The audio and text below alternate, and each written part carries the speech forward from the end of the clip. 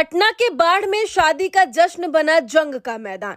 दरअसल पटना के बाढ़ थाना क्षेत्र के शेखोपुर गांव में बीते एक दिन पहले शादी विवाह का माहौल था। गांव में 2 शादियां थी।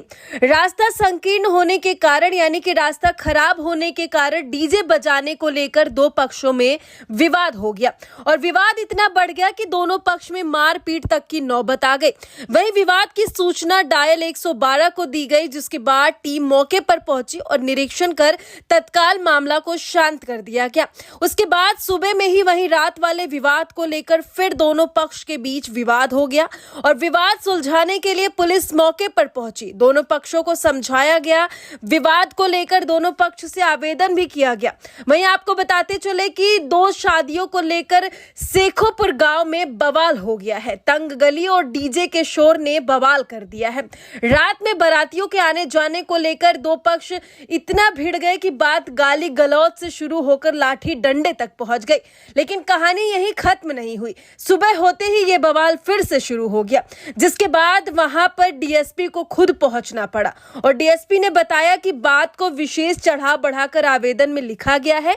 मामले की जांच को लेकर डीएसपी रामकृष्ण स्वयं घटनास्थल पर पहुंचे थे और उन्होंने जांच पड़ताल भी किया और दोनों पक्षों को थाने में बुलाकर बैठक कराई जाने की बात भी। और डीएसपी ने यह भी कहा कि हम पूरे मामले को शांत कराने की कोशिश करेंगे। फिलहाल पीड़ित परिजन और डीएसपी ने क्या कुछ कहा, आप इस पूरी वीडियो में सुनिए। सर आज शेखोपुर गांव में सर आए हुए हैं सर, क्या मैटर है सर? देखिए, ऐसा है कि कल रात में हमने सूचना ऐसी प्राप्त हुई थी कि शेखोपुर गांव में 2 शादियां थी। एक स्थानीय ग्राम गांव में शादी हो रही थी और दूसरी शादी जो है वो स्थानीय अमरनाथ मंदिर में हो रही थी, जहां से शादी ब्याह संपन्न करके करीब रात के 2:30-3 बजे जब लोग लौट रहे थे, इस क्रम में जो यहाँ स्थानीय गांव में शादी थी, इन दोनों के पक्ष के बीच में थोड़ी बहुत विवाद हो गई। रास्ता जो यहाँ पर थोड़ा संकीर्ण है, उसमें आने जाने को लेकर विवाद हो गई थी। इस विवाद को सुलझाने हेतु कल रात में डायल 112 की टीम को तत्क्षण वहाँ पर भेजा गया, जिन्होंने काफ़ी अच्छे से वहाँ पर तत्क्षण मौके जो है जो समस्या थी उसका समाधान निराकरण करते हुए उस वाद विवाद को उस वक्त खत्म कर दिया। सुबह करीब 6-6:30 बजे पुनः जो है कल रात वाली विवाद को ही लेकर पुनः थोड़ी बहुत फिर बहस वगैरह हुई थी, जिसमें पुनः हम लोगों ने वापस से थाना दल की टीम को भेजा था यहाँ पर। उन लोगों ने फिर से मामला को शांत कराया और इस वजह से फिर अभी हम यहाँ पर आकर स्थल का निरीक्षण किए हैं। दोनों पक्ष से जो आवेदन पड़े हैं तो वो लग रहा है कि थोड़ा बहुत बढ़ा चढ़ाकर इस चीज़ को पेश किया गया है। इसकी जांच के लिए हम खुद यहाँ पर आए हुए थे, जो स्थानीय थाना है उनके पुलिस के साथ। हम लोगों ने दोनों पक्ष से बात करी है, दोनों को समझाया बुझाया है और अभी लगता है कि मामला ठीक है। लेकिन हम लोग दोनों पक्ष के लोगों को थाना में बुलाकर शांति समिति का एक बैठक कर लेंगे, ताकि लोगों में जो भी एक दूसरे के प्रति जो संदेह है उस चीज़ को हम लोग बैठकर सुलझा लें।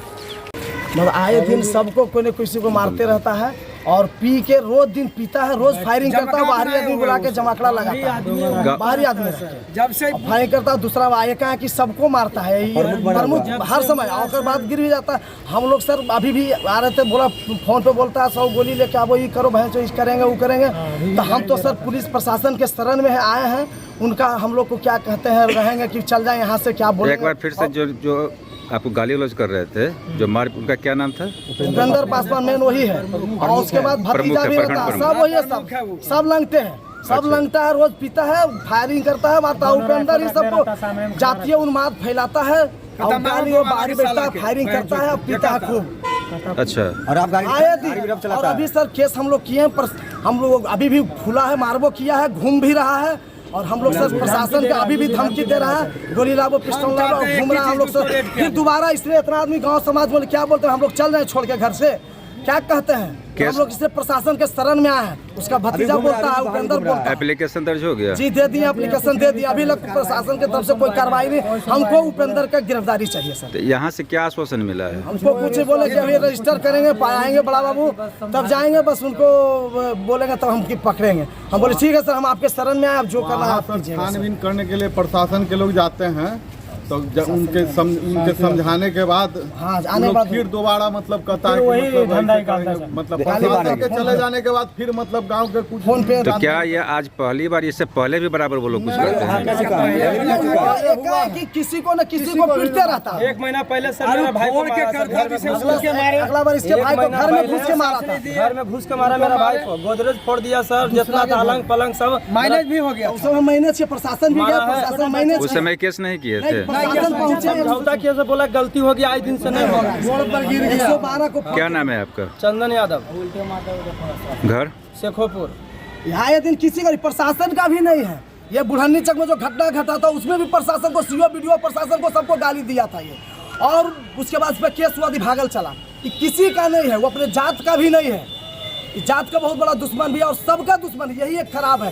सब हमारे गांव में सब समाज, जाते वो पासवान सब बढ़िया है, खाली उपेंद्र ही सबसे बड़ा अगलग्गा और गुंडा है, उसका भतीजा सब। लाइसेंसी के साथ प्राइवेट भी सामान प्रमुख रखता बना है, है, लाइसेंसी राइफल लिया, जब से उसको धैर्य नहीं धरा रहा है, क्या करेगा? वही रहेगा कि हम लोग भाग जाए और प्रशासन हमको, बस हम उनसे यही प्रार्थना करेंगे कि उसको अरेस्टिंग करे बस, और नहीं तो फिर ज्यादा उन्माद कर रहा है सर, तो हम लोग बच्चा को डांटते, हम लोग पढ़ाने लिखाने में लगे हुए हैं सर। उसके तरह नहीं हम लोग बना रहे हैं खराब, हम लोग पढ़ाने के पक्ष में जा रहे हैं सर, और हम उसके चलते नहीं तो